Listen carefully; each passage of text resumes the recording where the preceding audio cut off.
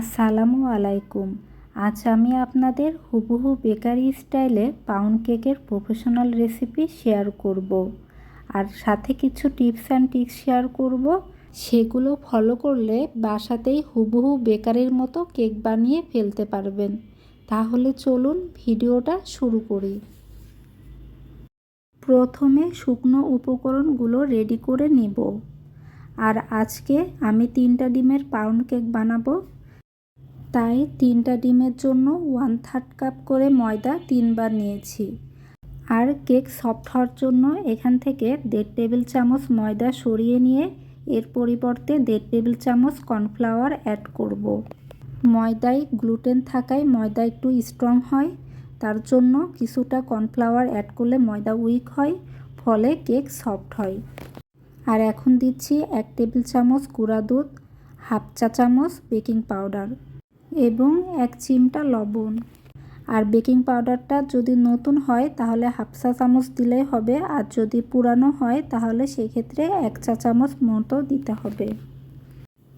এখন একটি হ্যান্ড উইক্সের সাহায্যে শুকনো উপকরণগুলো একটু মিশিয়ে চেলে নেব।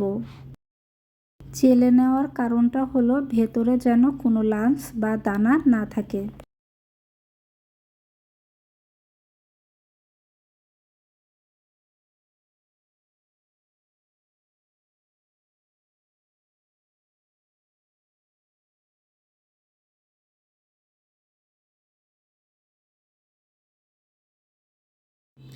আর এখানে আমি রুমের স্বাভাবিক তাপমাত্রায় থাকা 3টা ডিম ভেঙে নিয়েছি।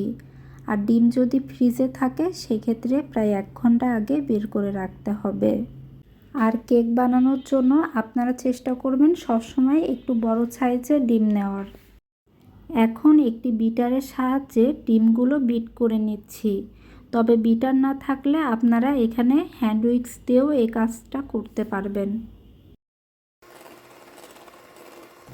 আর এখন 1/4 কাপ করে চিনি 3বার দিচ্ছি, মানে 3টা ডিমের জন্য 1/4 কাপ করে চিনি 3বার দিতে হবে।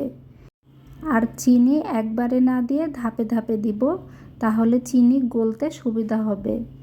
আর চিনিটা অবশ্যই গলতে হবে, না হলে কিন্তু কেক একদম পারফেক্ট হবে না।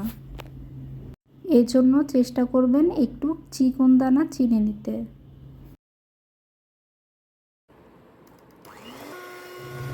আমি এখানে কাপের হিসাব দেখাচ্ছি, আর যদি গ্রামের হিসাব ধরেন তাহলে এখানে 150 গ্রাম ময়দা এবং 150 গ্রাম চিনি আছে 3টা ডিমের জন্য, মানে একটা ডিম প্রতি 50 গ্রাম ময়দা এবং 50 গ্রাম চিনি। আর আপনারা চেষ্টা করবেন অবশ্যই মেজারমেন্ট কাপ কিনে নিতে, মাত্র 50 টাকায় 1 সেট মেজারমেন্ট কাপ পাওয়া যায়। আর যতক্ষণ পর্যন্ত চিনি পুরোপুরি না গলে যাবে ততক্ষণ পর্যন্ত বিট করতে হবে। চিনি গলে গেছে এবং আমার বিট করাও হয়ে গেছে। এরপর আমি বাকি জিনিসগুলো অ্যাড করছি। এখানে আমি হাফ কাপ প্লাস 1 টেবিল চামচ মতো তেল দিচ্ছি এবং হাফ চা চামচ ভ্যানিলা এসেন্স এবং হাফ চা চামচ মিল্ক এসেন্স দিচ্ছি।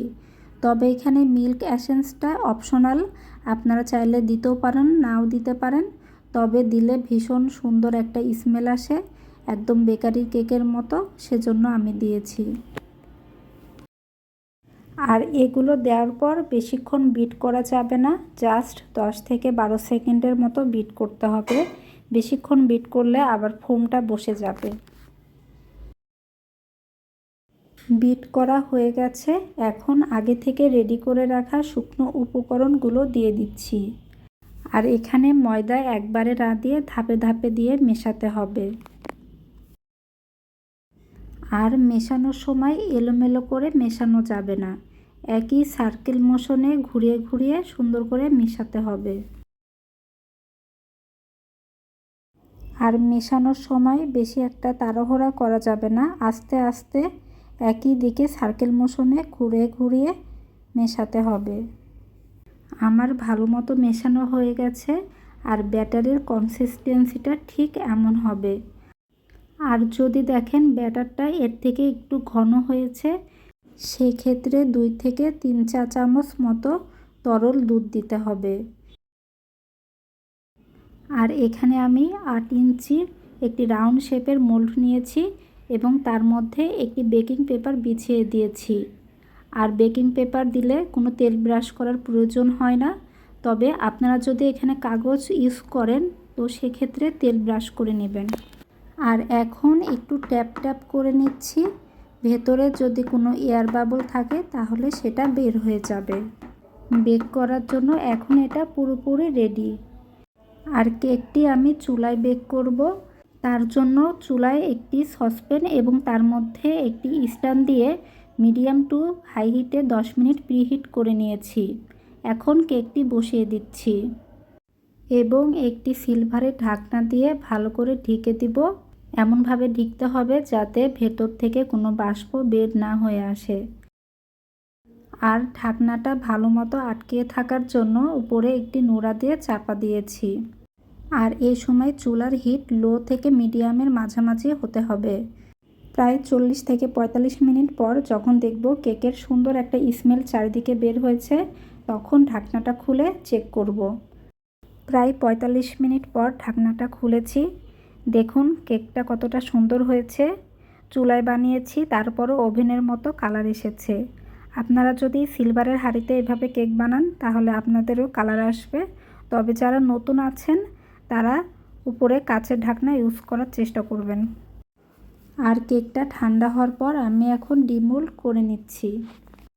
এর জন্য একটি ব্রেড নাইফের সাহায্যে কেকের চারপাশ ছাড়িয়ে নিচ্ছি। চারপাশ ছাড়িয়ে নেওয়া হলে শুধু মোলটা ধরে উপর করলেই খুব সহজেই কেক বেরিয়ে আসবে।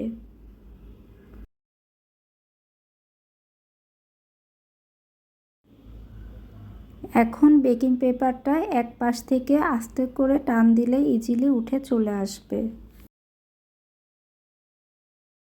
এখন একটি ব্রেড নাইফের সাহায্যে কেক পিস পিস করে কেটে নিচ্ছি।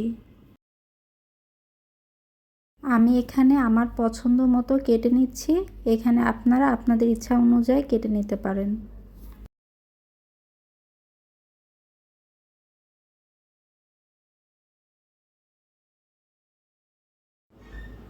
কেকটা আমি চুলায় বানিয়েছি, তারপরও দেখুন কতটা পারফেক্ট হয়েছে।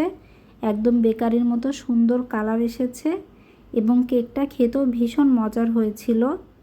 আপনারা চাইলে আমার রেসিপি ফলো করে বাসাতেই এরকম হুবহু বেকারি স্টাইলের পাউন্ড কেক বানিয়ে ফেলতে পারবেন।